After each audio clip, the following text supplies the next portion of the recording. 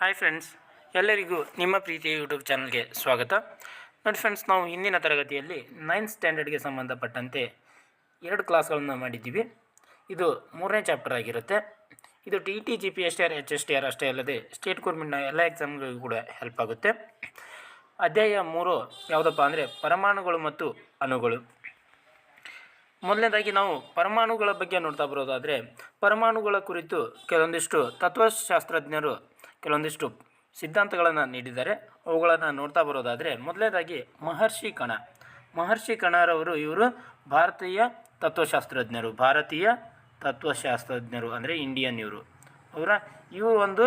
ಒಂದು ಸಿದ್ಧಾಂತವನ್ನು ನೀಡಿದ್ದಾರೆ. ಏನಪ್ಪ ಅಂದರೆ, ಒಂದು ವೇಳೆ ನಾವು ದ್ರವ್ಯವನ್ನು ವಿಭಜಿಸುತ್ತಾ ಹೋದರೆ ಕೊನೆಯಲ್ಲಿ ಚಿಕ್ಕ ಚಿಕ್ಕ ಕಣಗಳು ಪಡೆಯುತ್ತೇವೆ. ನಾವೇನು ಮಾಡ್ತೀವಿ, ದ್ರವ್ಯವನ್ನು ವಿಭಜಿಸುತ್ತಾ ಹೋದಿವಪ್ಪ ಅಂದ್ರೆ ಕೊನೆಯಲ್ಲಿ ಚಿಕ್ಕ ಚಿಕ್ಕ ಕಣಗಳನ್ನು ಪಡಿತೀವಿ. ಅಂತಿಮವಾಗಿ ಅತ್ಯಂತ ಚಿಕ್ಕ ಕಣವು ದೊರೆಯಿತು ಮುಂದೆ ವಿಭಜಿಸುವುದು ಅಸಾಧ್ಯವಾದರೆ ಅವುಗಳನ್ನು ಪರಮಾಣು ಅಂತ ಕರಿತೀವಿ. ನೋಡಿ ಫ್ರೆಂಡ್ಸ್, ನಾವು ಒಂದು ದ್ರವ್ಯವನ್ನು ಅದನ್ನು ವಿಭಜಿಸುತ್ತಾ ಹೋದರೆ, ಅದನ್ನು ಡಿವೈಡ್ ಮಾಡ್ತಾ ಹೋದಿವಪ್ಪ ಅಂದರೆ ಕೊನೆಯಲ್ಲಿ ನಮಗೇನು ಸಿಗ್ತೈತಿ, ಚಿಕ್ಕ ಚಿಕ್ಕ ಕಣಗಳು ಸಿಗ್ತಾವೆ. ಅಂತಿಮವಾಗಿ ಒಂದು ಅತ್ಯಂತ ಚಿಕ್ಕವಾದಂಥ ಒಂದು ಕಣ ಸಿಗ್ತೈತಿ, ಅದನ್ನು ಮುಂದೆ ವಿಭಜನೆ ಮಾಡಲು ಸಾಧ್ಯವಾಗೋದಿಲ್ಲ. ಅಂಥವುಗಳನ್ನು ನಾವೇನಂತ ಕರಿತೀವಿ, ಪರಮಾಣು ಅಂತ ಕರಿತೀವಿ ಅಂತೇಳಿ ಈ ಮಹರ್ಷಿ ಕಣ ಅವರು ತಮ್ಮ ಸಿದ್ಧಾಂತದಲ್ಲಿ ಏನು ಮಾಡ್ತಾರೆ, ವಿವರಿಸ್ತಾರೆ. ನೆಕ್ಸ್ಟ್, ಇನ್ನೊಬ್ಬ ಭಾರತೀಯ ತತ್ವಶಾಸ್ತ್ರಜ್ಞನಾದಂಥ ಫಕುದ್ ಕಾತ್ಯಾಯನ್ ಅವರು ಬರ್ತಾರೆ. ಅವ್ರು ಏನು ಹೇಳ್ತಾರಪ್ಪ ಅಂದರೆ, ಕಣಗಳು ಸಾಮಾನ್ಯವಾಗಿ ಸಂಯೋಜಿತ ರೂಪದಲ್ಲಿದ್ದು, ಕಣಗಳು ಸಾಮಾನ್ಯವಾಗಿ ಯಾವ ರೂಪದಲ್ಲಿದ್ದಾವಂತ, ಸಂಯೋಜಿತ ರೂಪದಲ್ಲಿದ್ದು ವಿವಿಧ ರೂಪದ ದ್ರವ್ಯಗಳನ್ನು ಉಂಟು ಮಾಡ್ತವೆ ಅಂತೇಳಿ ಇವ್ರು ಹೇಳಿದ್ದಾರೆ. ನೆಕ್ಸ್ಟ್, ಡೆಮೋಕ್ರೈಟಸ್ ಮತ್ತು ಲೂಸಿಫಸ್ ಅಂತೇಳಿ ಗ್ರೀಕ್ ತತ್ವಶಾಸ್ತ್ರಜ್ಞರು ಬರ್ತಾರೆ. ಇವ್ರು ಏನು ಹೇಳ್ತಾರಪ್ಪ ಅಂದರೆ, ಒಂದು ವೇಳೆ ದ್ರವ್ಯವನ್ನು ವಿಭಜಿಸುತ್ತಾ ಸಾಗಿದಂತೆ ದೊರೆಯುವ ಕಣಗಳು ಮತ್ತೆ ವಿಭಜಿಸಲಾಗದ ಹಂತವನ್ನು ತಲುಪುತ್ತವೆ ಎಂದು ಪ್ರತಿಪಾದಿಸಿದರು. ಇವರು ಮಹರ್ಷಿ ಕಣ ಅವರು ಹೇಳಿದ್ರಲ್ಲ, ಅದನ್ನು ಸ್ವಲ್ಪ ವೆರೈಟಿಯಾಗಿ ಹೇಳಿದ್ದಾರೆ. ಏನಪ್ಪ ಅಂದರೆ, ಒಂದು ವೇಳೆ ದ್ರವ್ಯವನ್ನು ವಿಭಜಿಸುತ್ತಾ ಹೋದಿವಪ್ಪ ಅಂದ್ರೆ, ನಾವು ಇಲ್ಲಿ ವಿಭಜಿಸುತ್ತಾ ಹೋದಿವಪ್ಪ ಅಂದ್ರೆ ಸಾಗಿದಂತೆ ದೊರೆಯುವ ಕಣಗಳು ಮತ್ತೆ ವಿಭಜಿಸಲಾಗದ ಒಂದು ಹಂತವನ್ನು ತಲುಪ್ತಾವು. ಅವುಗಳನ್ನು ಏನಂತ ಕರಿತೀವಿ, ಪರಮಾಣು ಅಂತ ಕರಿತೀವಿ ಅಂತೇಳಿ ಡೆಮೋಕ್ರಾಟಿಸ್ ಮತ್ತು ಲೂಸಿಫಸ್ ಎನ್ನುವಂಥ ಗ್ರೀಕ್ ತತ್ವಶಾಸ್ತ್ರಜ್ಞರು ಒಂದು ಹೇಳಿಕೆಯನ್ನು ನೀಡ್ತಾರೆ. ನೆಕ್ಸ್ಟ್, ಈ ಅವಿಭಾಜ್ಯ ಕಣಗಳನ್ನು ಡೆಮೋಕ್ರಾಟಸ್ ಅವರು ಏನಂತ ಕರೀತಾರೆ ಅಂದರೆ ಪರಮಾಣು ಅಂತ ಕರೀತಾರೆ. ಯಾರು? ಡೆಮೋಕ್ರಾಟಸ್ ಅವರು ಈ ಅವಿಭಾಜ್ಯ ಕಣವನ್ನು ಪರಮಾಣು ಅಂತ ಕರೆದರು. ರಾಸಾಯನಿಕ ಸಂಯೋಜನೆಯ 2 ಪ್ರಮುಖ ನಿಯಮಗಳನ್ನು ಪ್ರತಿಪಾದಿಸ್ತಾರೆ. ಯಾವುದು? ರಾಸಾಯನಿಕ ಸಂಯೋಜನೆ 2 ಪ್ರಮುಖ ನಿಯಮಗಳು. ಹಾಗಾದರೆ ಯಾರ್ಯಾರಪ್ಪ ಅಂದರೆ, ಆಂಟನಿ ಎಲ್ ಲೆವೋಸಿಯರ್ ಅನ್ನೋ ಒಬ್ಬ ತತ್ವಶಾಸ್ತ್ರಜ್ಞ, ಇನ್ನೊಬ್ಬ ಪ್ರೌಸ್ಟ್ ಎನ್ನೋರು. ಇಬ್ಬರು ಯಾರು? ಆಂಟನಿ ಎಲ್ ಲೆವೋಸಿಯರ್ ಮತ್ತು ಪ್ರೌಸ್ಟ್ ಎನ್ನೋರು ಏನು ಮಾಡ್ತಾರೆ, ರಾಸಾಯನಿಕ ಸಂಯೋಜನೆ 2 ಪ್ರಮುಖ ನಿಯಮಗಳನ್ನು ಪ್ರತಿಪಾದಿಸ್ತಾರೆ. ಹಾಗಾದರೆ ಆ ನಿಯಮಗಳು ಯಾವುವಪ್ಪ ಅಂತ ನೋಡ್ತಾ ಬರೋದಾದರೆ, ಮೊದಲನೇ ನಿಯಮ ರಾಶಿ ಸಂರಕ್ಷಣಾ ನಿಯಮ ಅಂದರೆ law of conservation of mass. ರಾಸಾಯನಿಕ ಕ್ರಿಯೆಯಲ್ಲಿ ರಾಶಿಯನ್ನು ಸೃಷ್ಟಿಸಲು ಸಾಧ್ಯವಿಲ್ಲ ಹಾಗೂ ನಾಶಪಡಿಸಲು ಸಾಧ್ಯವಿಲ್ಲ. ರಾಶಿ ಸಂರಕ್ಷಣಾ ನಿಯಮ ಏನು ಹೇಳ್ತೈತಪ್ಪ ಅಂದರೆ, ರಾಸಾಯನಿಕ ಕ್ರಿಯೆಯಲ್ಲಿ ನಾವು ರಾಶಿಯನ್ನು ಏನು ಮಾಡಲು ಸಾಧ್ಯ ಇಲ್ಲ, ಸೃಷ್ಟಿ ಮಾಡಲು ಸಾಧ್ಯವಿಲ್ಲ ಮತ್ತು ಅದನ್ನು ನಾಶಪಡಿಸಲು ಕೂಡ ಸಾಧ್ಯವಿಲ್ಲ. ಯಾವುದರಲ್ಲಿ? ರಾಶಿ ಸಂರಕ್ಷಣಾ ನಿಯಮದಲ್ಲಿ. ನೆಕ್ಸ್ಟ್, ಸ್ಥಿರ ಅನುಪಾತ ನಿಯಮ ಅಂತ ಬರುತ್ತೆ. ಏನಪ್ಪ ಸ್ಥಿರ ಅನುಪಾತ ನಿಯಮ ಅಂದರೆ, ಇದನ್ನು ಇಂಗ್ಲೀಷ್ನಲ್ಲಿ ಲಾ ಆಫ್ ಕಾನ್ಸ್ಟಂಟ್ ಪ್ರಿಪೋಸಿಷನ್ಸ್ ಅಂತ ಕರೀತಾರೆ. ಈ ನಿಯಮ ಏನು ಹೇಳ್ತಪ್ಪ ಅಂದರೆ, ರಾಸಾಯನಿಕ ವಸ್ತುವಿನಲ್ಲಿ ಧಾತುಗಳು ಯಾವಾಗಲೂ ಅವುಗಳ ರಾಶಿಯ ನಿರ್ದಿಷ್ಟ ಅನುಪಾತದಲ್ಲಿರುತ್ತವೆ. ನೋಡಿ, ರಾಸಾಯನಿಕ ಒಂದು ವಸ್ತುವಿನಲ್ಲಿ ಧಾತುಗಳು ಯಾವಾಗಲೂ ಏನಿರ್ತಾವಂತ, ಅವುಗಳ ರಾಶಿ ಇರ್ತೈತಲ್ಲ, ಅವುಗಳ ನಿರ್ದಿಷ್ಟ ಅನುಪಾತದಲ್ಲಿರ್ತಾವಂತ. ಇದನ್ನು ಯಾರು ಹೇಳ್ತಾರಪ್ಪ ಅಂದರೆ, ಪ್ರೌಸ್ಟ್ ಅವರು ಹೇಳ್ತಾರೆ. ಯಾರು? ಪ್ರೌಸ್ಟ್. ಇದನ್ನು ಇನ್ನೊಂದು ಹೆಸರಿನಿಂದ ಕರೀತಾರೆ. ಏನಪ್ಪ ಅಂದರೆ, ನಿರ್ದಿಷ್ಟ ಅನುಪಾತಗಳ ನಿಯಮ ಅಂತ ಕೂಡ ಕರೀತಾರೆ. ಯಾವುದನ್ನು? ಸ್ಥಿರ ಅನುಪಾತಗಳ ನಿಯಮವನ್ನು ನಿರ್ದಿಷ್ಟ ಅನುಪಾತಗಳ ನಿಯಮ ಎಂದು ಕೂಡ ಕರೀತಾರೆ. ಈಗ ಜಾನ್ ಡಾಲ್ಟನ್ ಅವರ ಬಗ್ಗೆ ನೋಡ್ತಾ ಬರೋದಾದರೆ, ಇವರೊಬ್ಬರು ಇಂಗ್ಲೆಂಡಿನಲ್ಲಿ ನೇಕಾರರ ಕುಟುಂಬದಲ್ಲಿ ಜನಿಸಿದಂಥ ಒಬ್ಬ ವ್ಯಕ್ತಿ. ಯಾರು? John Dalton. ಎಷ್ಟರಲ್ಲಿ ಜನಿಸ್ತಾರಪ್ಪ ಅಂದರೆ 1766ರಲ್ಲಿ ಜನಿಸ್ತಾರೆ. ಇವರು 12ನೇ ವಯಸ್ಸಿನಲ್ಲಿ ಶಿಕ್ಷಕರಾಗಿ ತಮ್ಮ ವೃತ್ತಿ ಜೀವನವನ್ನು ಪ್ರಾರಂಭಿಸಿದರು. ನೋಡಿ, ಎಷ್ಟು ಚಿಕ್ಕ ವಯಸ್ಸಿನಲ್ಲಿ ಇವರು ತಮ್ಮ ಶಿಕ್ಷಕ ವೃತ್ತಿಯ ಜೀವನವನ್ನು ಪ್ರಾರಂಭಿಸ್ತಾರಪ್ಪ ಅಂದರೆ ಕೇವಲ 12ನೇ ವಯಸ್ಸಿನಲ್ಲಿ. 7 ವರ್ಷಗಳ ನಂತರ ಶಾಲೆಯ ಪ್ರಾಂಶುಪಾಲರಾದರು. 7 ವರ್ಷಗಳ ನಂತರ ಏನಾದರೂ ಇವರು ಶಾಲೆಯ ಪ್ರಾಂಶುಪಾಲರಾದರು. 1793ರಲ್ಲಿ ಕಾಲೇಜಿನಲ್ಲಿ ಗಣಿತ, ಭೌತಶಾಸ್ತ್ರ ಮತ್ತು ರಸಾಯನಶಾಸ್ತ್ರಗಳನ್ನು ಬೋಧಿಸುವ ಸಲುವಾಗಿ ಮ್ಯಾಂಚೆಸ್ಟರ್ಗೆ ಹೊರಟರು. ಅವರು ಜೀವನದ ಬಹುತೇಕ ಅವಧಿಯನ್ನು ಅಲ್ಲಿ ಸಂಶೋಧನೆ ಮತ್ತು ಬೋಧನೆಯಲ್ಲಿ ಕಳೆದರು. 1808ರಲ್ಲಿ ಅವರು ತಮ್ಮ ಪರಮಾಣು ಸಿದ್ಧಾಂತವನ್ನು ಮಂಡಿಸಿದರು. ನೋಡಿ, ಡಾಲ್ಟನ್ ಅವರ ಮಂಡಿಸಿದಂಥ ಸಿದ್ಧಾಂತ ಯಾವುದತ್ತೆ ಪ್ರಶ್ನೆ ಕೇಳ್ಬೋದು, ಅಥವಾ ಪರಮಾಣು ಸಿದ್ಧಾಂತ ಇದನ್ನು ಮಂಡಿಸಿದವರು ಯಾರಂತೇಳಿ ಪ್ರಶ್ನೆ ಕೇಳಿದ್ದಾರೆ ಹಿಂದಿನ ಪ್ರಶ್ನೆ ಪತ್ರಿಕೆಗಳಲ್ಲಿ. ಇದು ಇಂಪಾರ್ಟೆಂಟ್ ಆಗುತ್ತೆ. ಯಾವುದು? ಪರಮಾಣು ಸಿದ್ಧಾಂತವನ್ನು ಮಂಡಿಸಿದವರು ಯಾರು? John Dalton. ಜಾನ್ ಡಾಲ್ಟನ್ ಅವರು ಯಾವ ದೇಶದವರು? ಇಂಗ್ಲೆಂಡ್ ದೇಶದವರು. ಹೌದಾ? ಇವರು ಎಷ್ಟರಲ್ಲಿ ಮಂಡಿಸಿದ್ರಪ್ಪ ಅಂದರೆ 1808ರಲ್ಲಿ. ಇದು ಕೂಡ ಇಂಪಾರ್ಟೆಂಟ್ ಆಗುತ್ತೆ. ಜಾನ್ ಡಾಲ್ಟನ್ ಅವರು 1808ರಲ್ಲಿ ಪರಮಾಣು ಸಿದ್ಧಾಂತವನ್ನು ಮಂಡಿಸಿದರು. ಇದು ದ್ರವ್ಯದ ಅಧ್ಯಯನಕ್ಕೆ ಮಹತ್ವದ ತಿರುವನ್ನು ಒದಗಿಸಿತ್ತು. ಯಾವುದು? ಪರಮಾಣು ಸಿದ್ಧಾಂತ. ಡಾಲ್ಟನ್ನರ ಪರಮಾಣು ಸಿದ್ಧಾಂತದ ಬಗ್ಗೆ ನೋಡ್ತಾ ಬರೋದಾದರೆ, ಎಲ್ಲ ರೂಪದ ದ್ರವ್ಯವು ಅದು ಧಾತು, ಸಂಯುಕ್ತ ಅಥವಾ ಮಿಶ್ರಣವಾಗಿರಲಿ, ಅದು ಏನೇ ಆಗಿರಲಿ, ಅದು ಪರಮಾಣುಗಳೆಂದು ಕರೆಯಲ್ಪಡುವ ಚಿಕ್ಕ ಕಣಗಳಿಂದ ಮಾಡಲ್ಪಟ್ಟಿದೆ. ಅಂದರೆ ಇವ ಏನು ಹೇಳ್ತಾನಪ್ಪ ಅಂದರೆ, ಎಲ್ಲ ರೂಪದ ದ್ರವ್ಯವು ಅಥವಾ ಎಲ್ಲ ದ್ರವ್ಯವು ಯಾವುದರಿಂದ ಮಾಡಲ್ಪಟ್ಟೈತಿ ಅಂತ ಹೇಳ್ತಾನವ? ಪರಮಾಣುವಿನಿಂದ ಮಾಡಲ್ಪಟ್ಟೈತಿ ಅಂತೇಳಿ ಹೇಳ್ತಾನ. ಎಲ್ಲ ದ್ರವ್ಯವು ಪರಮಾಣುಗಳೆಂಬ ಚಿಕ್ಕ ಕಣಗಳಿಂದ ಮಾಡಲ್ಪಟ್ಟಿದೆ ಅಂತೇಳಿ ಹೇಳಿದವರು ಯಾರು? ಜಾನ್ ಡಾಲ್ಟನ್ ಅವರು ತಮ್ಮ ಪರಮಾಣು ಸಿದ್ಧಾಂತದಲ್ಲಿ ಹೇಳ್ತಾರೆ. ಇದನ್ನು ಯಾವಾಗ ಮಂಡಿಸ್ತಾರಪ್ಪ ಅಂದರೆ 1808ರಲ್ಲಿ ಮಂಡಿಸ್ತಾರೆ. ನೆಕ್ಸ್ಟ್, ಡಾಲ್ಟನ್ ಅವರು ಪ್ರತಿಪಾದಿಸಿದಂಥ ಕೆಲವು ಧಾತುಗಳ ಸಂಕೇತಗಳನ್ನು ನೋಡ್ತಾ ಬರೋದಾದರೆ, ನೋಡಿ, ಹಳೆಯ ಕಾಲದಲ್ಲಿ ಏನು ಮಾಡ್ತಾ ಇದ್ರಪ್ಪ ಅಂದರೆ, ಈ ಜಾನ್ ಡಾಲ್ಟನ್ ಅವರು ಈ ರೀತಿಯಾಗಿ ಒಂದು ಸಂಕೇತಗಳನ್ನು ಕೊಟ್ಟಿದ್ದರು ಒಂದೊಂದು ಧಾತುವಿಗೆ. ನೋಡಿ, ಇಲ್ಲಿ ನೋಡ್ಬೋದು ನೀವು, ಹೈಡ್ರೋಜನ್ ಸಂಕೇತ ಯಾವ ರೀತಿ ಇದೆ, ಫಾಸ್ಫರಸ್, ತಾಮ್ರ, ಚಿನ್ನ, ಕಾರ್ಬನ್, ಸಲ್ಫರ್, ಸೀಸ, ಪ್ಲಾಟಿನಮ್, ಆಕ್ಸಿಜನ್, ಕಬ್ಬಿಣ, ಬೆಳ್ಳಿ, ಪಾದರಸ. ಹೌದಾ? ಇವು ಹಳೆಯ ಕಾಲದಲ್ಲಿ ಏನೋ ಧಾತುಗಳಿಗೆ ಸಂಕೇತವನ್ನು ನೀಡಿದವರು ಯಾರು? ಜಾನ್ ಡಾಲ್ಟನ್ ಅವರು. ಹಾಗಾದರೆ ಇತ್ತೀಚೆಗೆ ಹೈಡ್ರೋಜನ್ಗೆ ಏನಂತ ಸಂಕೇತದಿಂದ ಗುರುತಿಸ್ತಾರೆ? ಎಚ್. ಹೌದಾ? ನೆಕ್ಸ್ಟ್, ಆಕ್ಸಿಜನ್ಗೆ ಓ ಅತ್ತೆ ಗುರುತಿಸ್ತಾರೆ, ಕಬ್ಬಿಣಕ್ಕೆ ಎಫ್ ಇ ಅತ್ತೆ ಗುರುತಿಸ್ತಾರೆ, ಕಾರ್ಬನ್ಗೆ ಸಿ ಅಂತೇಳಿ.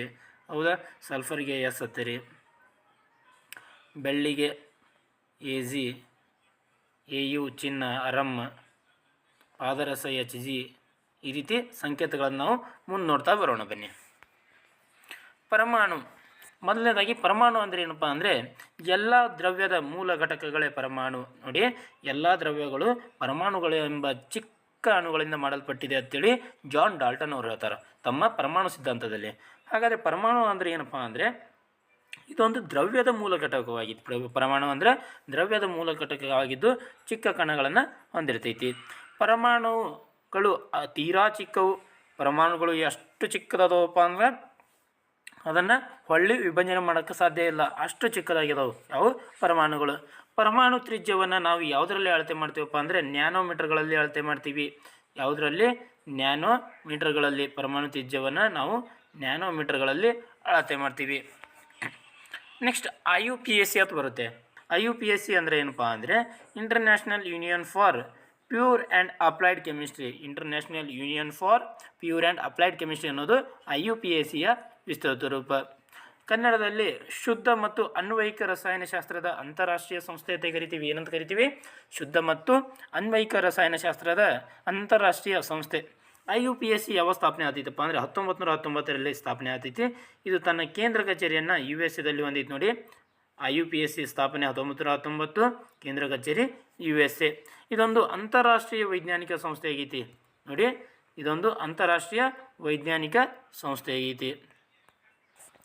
ನೆಕ್ಸ್ಟ್, ಇದು ಧಾತುಗಳ ಹೆಸರುಗಳನ್ನು, ಸಂಕೇತಗಳನ್ನು ಮತ್ತು ಘಟಕಾಂಶವನ್ನು ಅನುಮೋದಿಸುತ್ತದೆ.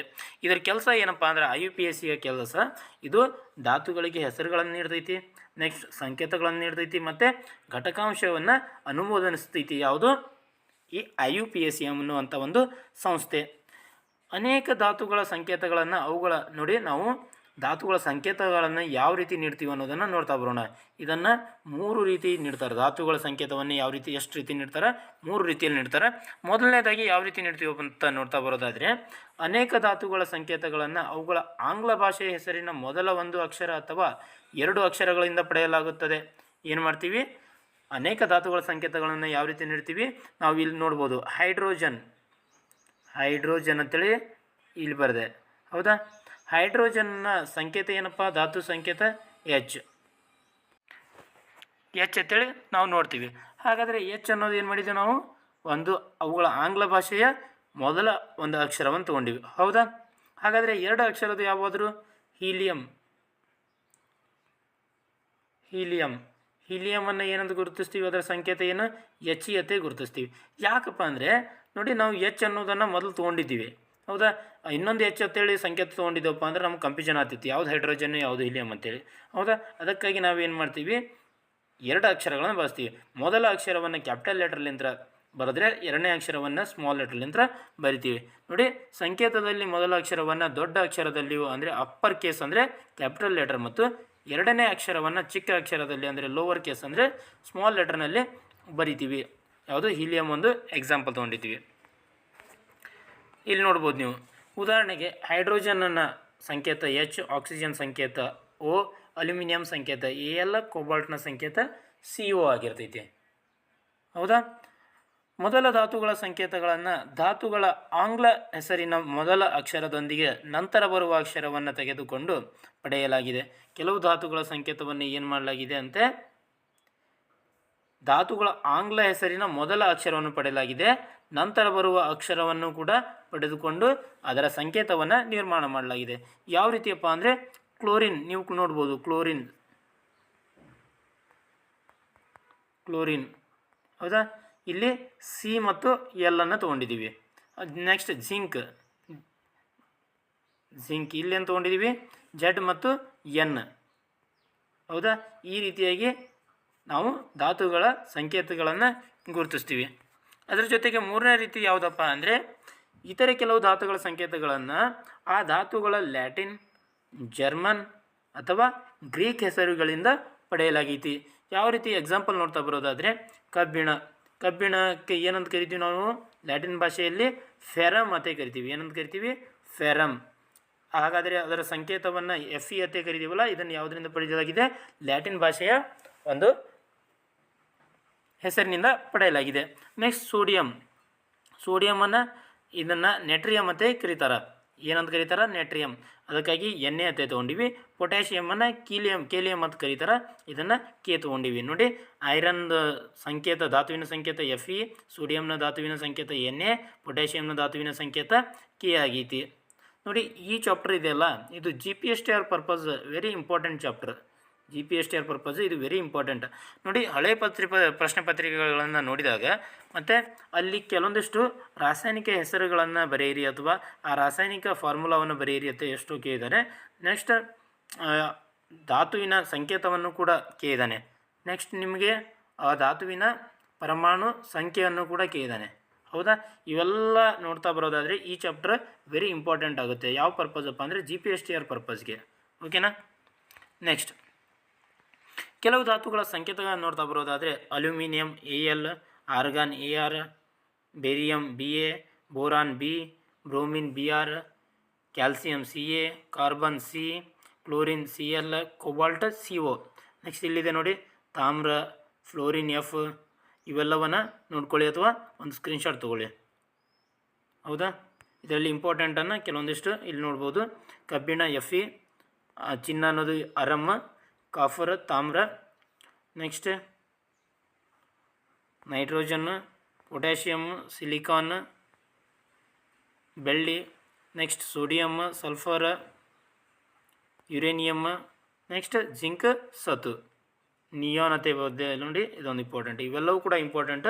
ಈ ಧಾತುಗಳ ಸಂಕೇತನ ನೀವು ನೆನಪು ಮಾಡಿಟ್ಕೊಳ್ಳಿ, ಓಕೆನಾ? ನೆಕ್ಸ್ಟ್ ಪರಮಾಣು ರಾಶಿ ಅತ್ತೆ ಬರುತ್ತೆ. ಆ ಪರಮಾಣು ರಾಶಿಯ ಏಕಮಾನವನ್ನು ನಾವು ಯಾವುದರಿಂದ ಗುರುತಿಸ್ತೀವಪ್ಪ ಅಂದರೆ ಸ್ಮಾಲ್ ಯುಲಿಂದ ಗುರುತಿಸ್ತೀವಿ, ಸ್ಮಾಲ್ ಯು. ಆದರೆ ಹಿಂದೆ ಏನು ಮಾಡ್ತಾ ಇದ್ರಪ್ಪ ಅಂದರೆ AMU ಎಂಬುದನ್ನು ಬಳಸ್ತಾ ಇದ್ರು. ಇತ್ತೀಚೆಗೆ IUPAC ಏನು ಶಿಫಾರಸು ಮಾಡಿದೆಯಪ್ಪ ಅಂದರೆ AMU ಬದಲಿಗೆ U ಎಂಬ ಸಂಕೇತದಿಂದ ಸೂಚಿಸಬೇಕಂತೇಳಿ ಶಿಫಾರಸು ಮಾಡಿದೆ. ಕೆಲವು ಧಾತುಗಳ ಪರಮಾಣು ರಾಶಿಯನ್ನು ನೋಡ್ತಾ ಬರೋದಾದರೆ ಹೈಡ್ರೋಜನ್, ಇದರ ಪರಮಾಣು ರಾಶಿ 1 ಆಗಿದೆ. Carbon 12, nitrogen 14, oxygen 16, sodium 23, magnesium 24, sulphur 32, chlorine 35.5 ಮತ್ತು ಕ್ಯಾಲ್ಸಿಯಂ 40. ಇವು ಇಷ್ಟಾದರೂ ಪರಮಾಣು ರಾಶಿಗಳ ಸಂಖ್ಯೆ ನಿಮ್ಗೆ ನೆನಪಿನಲ್ಲಿರಬೇಕು. ಇವು ಕೂಡ ಇಂಪಾರ್ಟೆಂಟ್ ಆಗುತ್ತೆ. ನಿಮಗೆ ಒಂದು ಲೆಕ್ಕವನ್ನು ಕೂಡ ಕೊಡ್ಬೋದು. ಪರಮಾಣು ರಾಶಿಯನ್ನು ಕಂಡುಹಿಡಿಯಿರಿ ಅಥವಾ ಎಷ್ಟು ಪರಮಾಣು ರಾಶಿ ಆದೈತಿ ಒಂದು ಫಾರ್ಮುಲಾ, ಕೆಮಿಕಲ್ ಫಾರ್ಮುಲಾ ಕೊಟ್ಟು ಅದರ ಪರಮಾಣು ರಾಶಿಯನ್ನು ಕಂಡುಹಿಡಿರಿ ಅಂತೇಳಿ ಕೂಡ ಕೇಳ್ಬೋದು. ಇದು ಇಂಪಾರ್ಟೆಂಟ್ ಆಗುತ್ತೆ, ಇದನ್ನ ನೀವು ನೋಟ್ ಮಾಡ್ಕೋಬೋದು.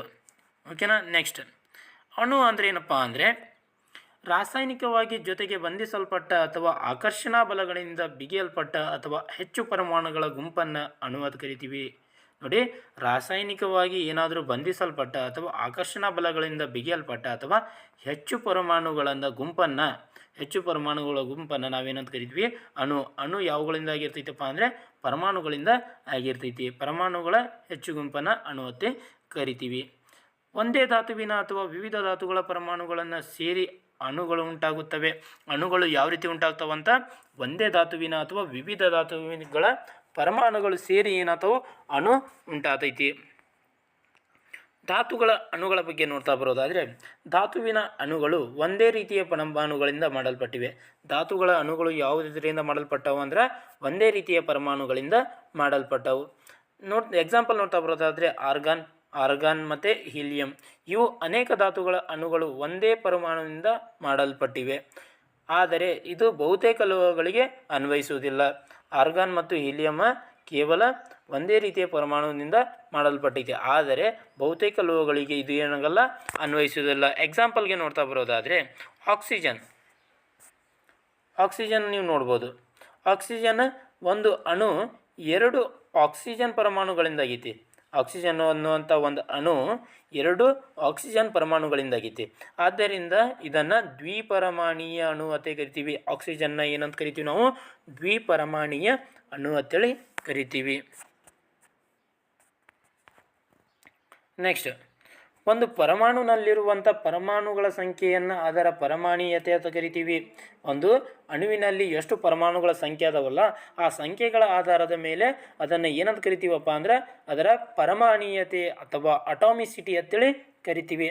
ಕೆಲವು ಸಂಯುಕ್ತಗಳ ಅಣುಗಳನ್ನು ನೋಡ್ತಾ ಬರೋದಾದರೆ, ನೀರಿನಲ್ಲಿ ಏನೇನು ಒಳಗೊಂಡಿರ್ತೈತಪ್ಪ ಅಂದರೆ ಹೈಡ್ರೋಜನ್ ಮತ್ತು ಆಕ್ಸಿಜನ್ ಇರ್ತೈತಿ. ಅವುಗಳ ರಾಶಿ ಅನುಪಾತ 1:8. ಹೌದಾ. ಅಮೋನಿಯಾದಲ್ಲಿ ನೈಟ್ರೋಜನ್ ಮತ್ತು ಹೈಡ್ರೋಜನ್ ಇರ್ತೈತಿ. ನೆಕ್ಸ್ಟ್, ಕಾರ್ಬನ್ ಡೈಆಕ್ಸೈಡ್ನಲ್ಲಿ ಕಾರ್ಬನ್ ಮತ್ತು ಆಕ್ಸಿಜನ್ ಇರ್ತೈತಿ. ಇವು ನೀರಿನಲ್ಲಿ ಇರುವಂಥ ಧಾತುಗಳು ಯಾವುವು? ಹೈಡ್ರೋಜನ್ ಮತ್ತು ಆಕ್ಸಿಜನ್. ಅಮೋನಿಯಾದಲ್ಲಿ ನೈಟ್ರೋಜನ್ ಮತ್ತು ಹೈಡ್ರೋಜನ್. ನೆಕ್ಸ್ಟ್, ಕಾರ್ಬನ್ ಡೈಆಕ್ಸೈಡ್ನಲ್ಲಿ ಕಾರ್ಬನ್ ಮತ್ತು ಆಕ್ಸಿಜನ್. ಓಕೆನಾ. ನೆಕ್ಸ್ಟ್, ಅಯಾನು ಅಂತ ಬರುತ್ತೆ. ಏನಪ್ಪ ಅಯಾನು ಅಂದರೆ ಲೋಹ ಮತ್ತು ಅಲೋಹಗಳಿಂದ ಮಾಡಲ್ಪಟ್ಟ ಸಂಯುಕ್ತಗಳಲ್ಲಿ ವಿದ್ಯುದಾವೇಶಯುಕ್ತ ಕಣಗಳಿರುತ್ತವೆ. ಈ ವಿದ್ಯುದಾವೇಶಯುಕ್ತ ಕಣಗಳಿಗೆ ಅಯಾನುಗಳು ಅಂತ ಕರಿತೀವಿ. ನೋಡಿ, ಲೋಹ ಮತ್ತು ಅಲೋಹಗಳಿಂದ ಮಾಡಲ್ಪಟ್ಟ ಸಂಯುಕ್ತ ಇರ್ತಾವಲ್ಲ, ಅವುಗಳಲ್ಲಿ ವಿದ್ಯುದಾವೇಶಯುಕ್ತ ಕಣಗಳಿರ್ತವೆ. ಆ ವಿದ್ಯುದಾವೇಶಯುಕ್ತ ಕಣಗಳನ್ನು ಅಯಾನುಗಳಂತೆ ಕರಿತೀವಿ. ಅಯಾನುಗಳಲ್ಲಿ 2 ವಿಧಗಳು, ಒಂದು ಋಣ ಅಯಾನು, ಇನ್ನೊಂದು ಧನ ಆವೇಶ ಅಯಾನು. ಹೌದಾ. ಋಣ ಆವೇಶಯುಕ್ತ ಅಯಾನನ್ನು ಏನಂತ ಕರಿತೀವಿ ಅಂದರೆ ಆ್ಯನ್ ಅಯಾನ್ ಅಂತ ಕರಿತೀವಿ. ಏನಂತ ಕರಿತೀವಿ? An ion. ಅದೇ ರೀತಿಯಾಗಿ ಧನ ಆವೇಶಯುಕ್ತ ಅಯಾನನ್ನು ಏನಂತ ಕರಿತೀವಿ? ಕ್ಯಾಟ್ ಅಯಾನ್ ಅಂತ ಕರಿತೀವಿ. ಏನಂತ ಕರಿತೀವಿ? Cat ion. ಹೌದಾ.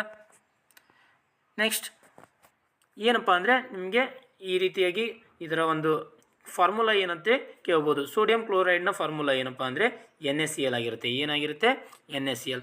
ಕ್ಯಾಲ್ಸಿಯಂ ಆಕ್ಸೈಡ್ನ CaO. ಕಬ್ಬಿಣದ ಸಲ್ಫೇಟ್ FeS. ತಾಮ್ರದ ಸಲ್ಫೇಟ್ CuO. ಹೈಡ್ರೋಕ್ಲೋರಿಕ್ ಆಮ್ಲದ್ದು HCl. Next, sodium nitrate NaNO3. ಇವು ಇಂಪಾರ್ಟೆಂಟ್ ಆಗುತ್ತೆ, ನೋಟ್ ಮಾಡ್ಕೊಳ್ಳಿ. ನೆಕ್ಸ್ಟ್, ಸೋಡಿಯಂ ಕಾರ್ಬೋನೇಟ್ Na2CO3 ಅನ್ನು ಸೋಡಿಯಂ ಕಾರ್ಬೋನೇಟ್ ಅಂತ ಕರಿತೀವಿ. NaCO3 ಅನ್ನು ಸೋಡಿಯಂ ಬೈಕಾರ್ಬೋನೇಟ್ ಅಂತ ಕರಿತೀವಿ. ನೋಡಿ, ಇದು ಸೋಡಿಯಂ ಕಾರ್ಬೋನೇಟ್ ಇದೆಯಲ್ಲ, ಇದನ್ನು ವಾಷಿಂಗ್ ಸೋಡಾ ಅಂತ ಕರಿತೀವಿ. ವಾಷಿಂಗ್ ಸೋಡಾ, ಇದು ಅಡುಗೆ ಸೋಡಾ. ಸೋಡಿಯಂ ಬೈಕಾರ್ಬೋನೇಟ್ ಅಡುಗೆ ಸೋಡಾ ಆದರೆ ಸೋಡಿಯಂ ಕಾರ್ಬೋನೇಟ್ ವಾಷಿಂಗ್ ಸೋಡಾ. ಓಕೆನಾ. Next, ammonium sulphate Na4 twice SO4. ಇದು ಅಮೋನಿಯಂ ಸಲ್ಫೇಟ್. ಅಲ್ಯೂಮಿನಿಯಂ ಆಕ್ಸೈಡ್ ಅಂತ ಬರುತ್ತೆ, Al2O3 aluminium oxide. Calcium hydroxide. ಹೌದಾ. ಕ್ಯಾಲ್ಸಿಯಂ ಹೈಡ್ರಾಕ್ಸೈಡನ್ನು CaOH ಟ್ವೈಸ್ ಅಂತ ಕರಿತೀವಿ.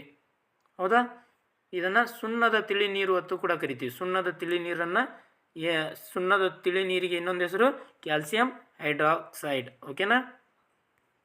ಇದಿಷ್ಟು ಏನಾಗಿತ್ತಪ್ಪ ಅಂದರೆ ನಿಮಗೆ 9th ಸ್ಟ್ಯಾಂಡರ್ಡ್ಗೆ ಸಂಬಂಧಪಟ್ಟಂತೆ ಪರಮಾಣುಗಳು ಮತ್ತು ಅಣುಗಳು ಎಂಬ ಪಾಠದ ಬಗ್ಗೆ ಕ್ಲಾಸ್ ಆಗಿತ್ತು. ಇದೇ ರೀತಿಯ ಇನ್ನಿತರ ಕ್ಲಾಸ್ಗಳಿಗಾಗಿ ನಮ್ಮ ಚಾನಲನ್ನು ಸಬ್ಸ್ಕ್ರೈಬ್ ಮಾಡ್ಕೊಳ್ಳಿ. ಧನ್ಯವಾದಗಳು.